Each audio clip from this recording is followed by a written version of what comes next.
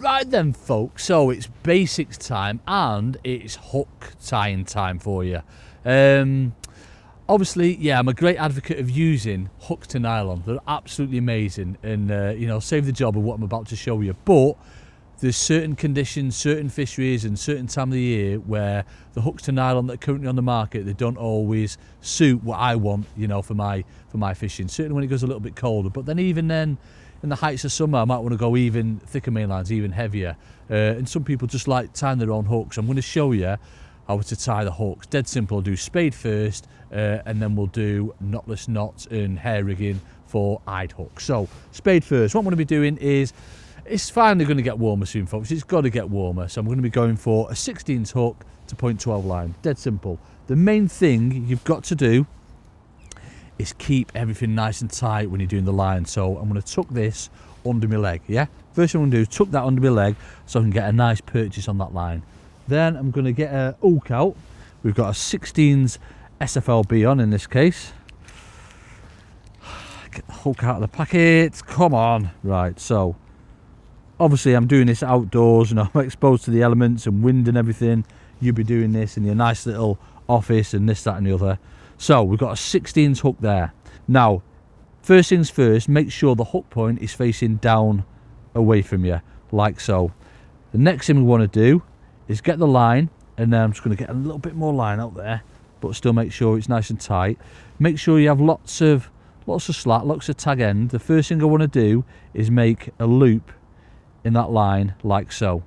Okay, then I'm going to trap the hook in the line with the hook point still facing down away from me, but then I'm going to bring it opposite way around now. Yes, you can see the loop of the line and the hook.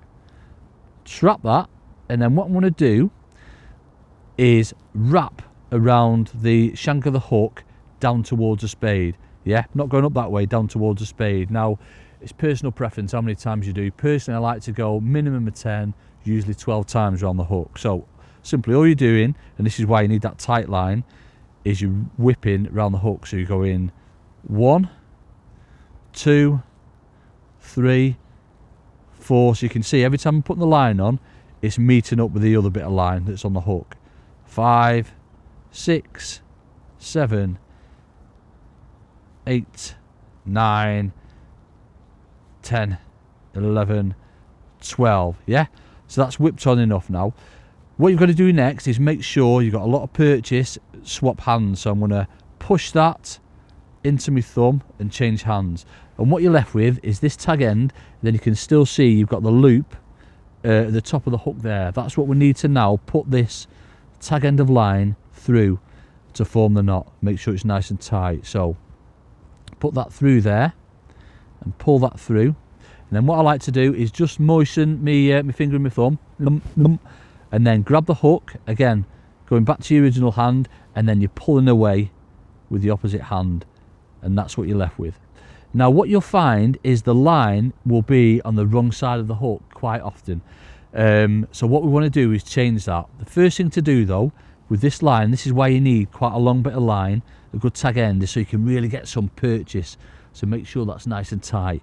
Yeah, so the line, you can see there, it's the wrong way on the hook. It's coming off the back. We want it coming off the front. So simply all we've got to do is just twist that line underneath and just pull it round. You see that slip then? And then all we've got to do then is just pull that down to the spade and then give it another tighten.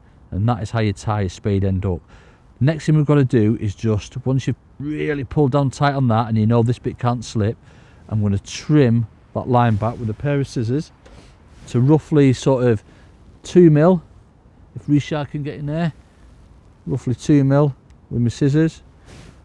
Get them scissors away, put that line in that tub, and then I'm going to make this a 4-inch hook length. So I'm going to obviously get a lot more line out than what I need, sort of 12 or 13 inches, but just to show you that is a perfectly tied spade end hook. Oh, lovely. So I'm going to get that and get my hook retainer. I'm going to go into this one. It says 16 and 13, folks, but I know it's 0.12. There's, what's that? Is that 3 inches? There's 3 inches. I want this 4 inches, so I'm going to come onto that one, wrap it round, then make sure you're always maintaining that loop. Yeah? Don't want to let that go slack or anything like that. put that to one side, and then I'm just going to perform a simple double overhand loop like so. I'll put that into there, so once, twice. Now I'm only going to show you quickly, folks. When I'm doing these proper, I'll get me little sort of Ninja Death Star Preston contraption out. I'll get one of them out so I can get the exact, you know, diameter that what I need.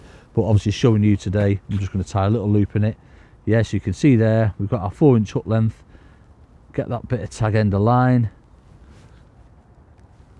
trim that off, put that back into my tub, and then as long as you've not slipped with that line, it'll go back perfect every time. So putting our hook into there, and then our loop into the retainer like so, and that's how you do spade end hooks perfect every time.